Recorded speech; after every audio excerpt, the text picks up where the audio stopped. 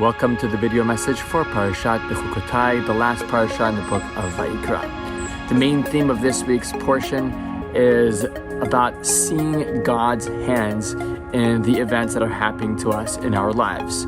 There's a key verse in this week's portion that says, if you will go with me in Keri, okay, we'll translate this word soon, then I will go also with you in Keri.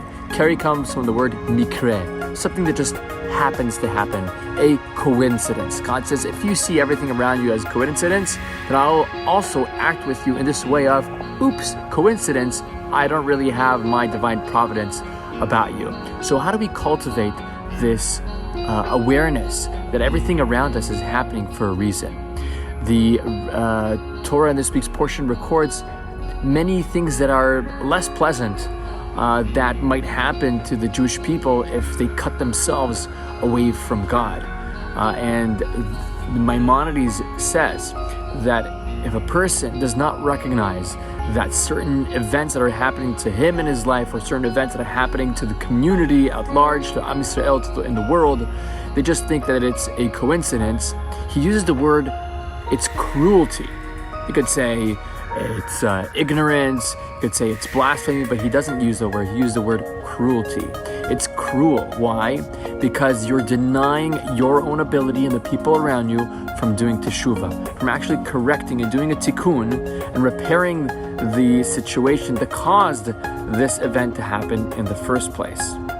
So how can we recognize the events around us? First of all, it's important to understand that all the things that have happened around us that we see are all coming and stemming from the love that God has for us.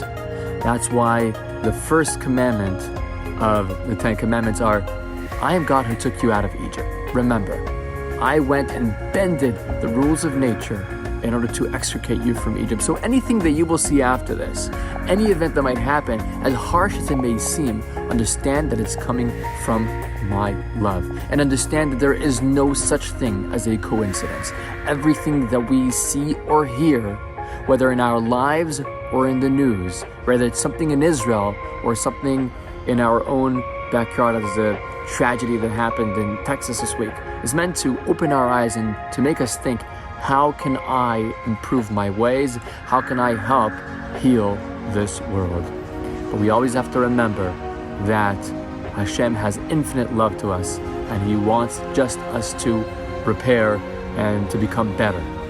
So wishing you all a chazak v'nitchazek, as we always finish every book of Torah, as we say, proclaim in Shul, we should become stronger and more mighty in our communities, in our personal relationship with God.